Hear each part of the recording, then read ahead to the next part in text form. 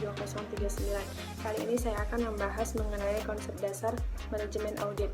Manajemen audit itu adalah pengevaluasian terhadap efisiensi dan efektivitas suatu kegiatan operasional perusahaan.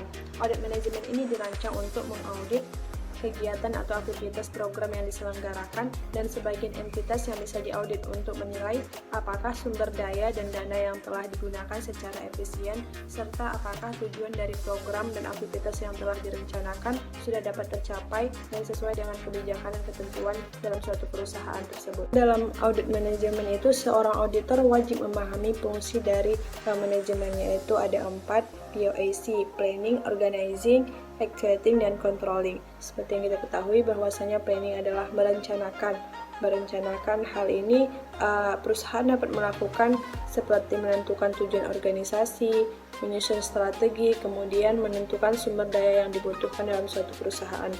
Nah, lalu yang kedua tadi organizing yaitu mengorganisasikan staf dan sumber daya yang ada dalam suatu perusahaan tersebut. Lalu yang ketiga executing yaitu melaksanakan program kerja sesuai dengan planning dan organizing yang telah ditetapkan sebelumnya. Lalu yang terakhir controlling yaitu mengendalikan jalannya pekerjaan. Yang bisa di sini perusahaan melakukan monitoring, evaluation, dan direction. Nah, lalu dalam keempat tahap tadi, tahap planning, organizing, executing, dan controlling ini, perusahaan harus memiliki 3 komponen, diantaranya sumber daya, teknologi, dan informasi. Ketiga komponen ini harus dimiliki oleh suatu perusahaan untuk menjalankan kelangsungan hidup suatu perusahaan. Selanjutnya mengenai tujuan audit manajemen. Nah, dalam tujuan audit manajemen ini ada 4 tujuan penting yang harus dicapai melalui pengendalian intern. Nah, ini yang pertama itu dapat dipercayainya data-data akuntansi yang disajikan suatu perusahaan.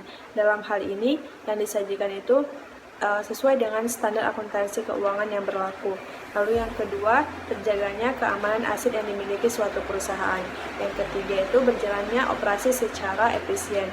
Lalu yang terakhir, yang keempat, yaitu ditaatinya segala ketentuan, peraturan, dan kebijakan yang berlaku suatu perusahaan.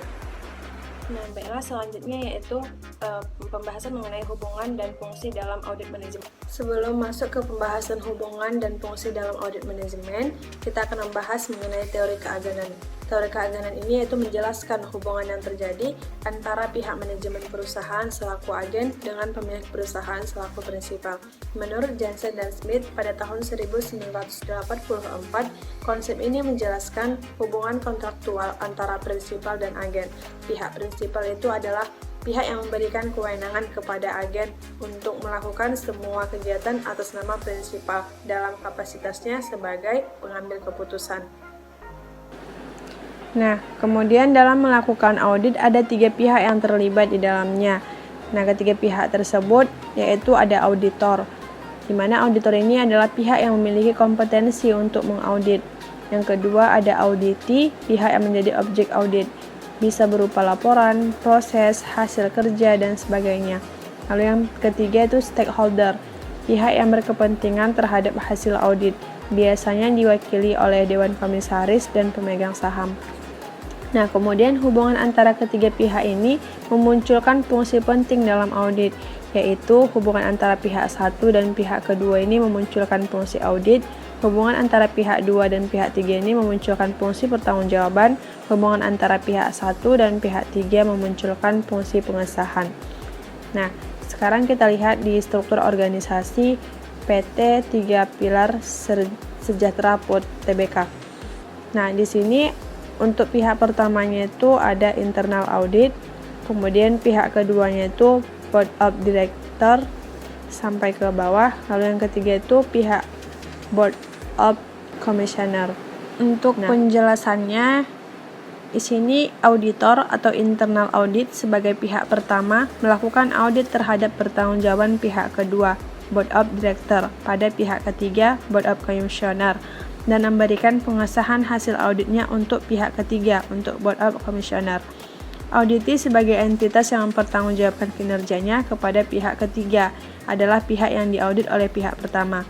Sementara pihak ketiga atau board of commissioner adalah entitas yang memerlukan pertanggungjawaban dari pihak kedua, dari pihak board of director. dan pihak ketiga ini menerima laporan pertanggungjawaban pihak kedua yang telah diserahkan oleh pihak pertama oleh internal audit sebagai dasar pengesahan tersebut. Nah, pihak pertama ini melakukan auditnya sesuai dengan norma yang berlaku.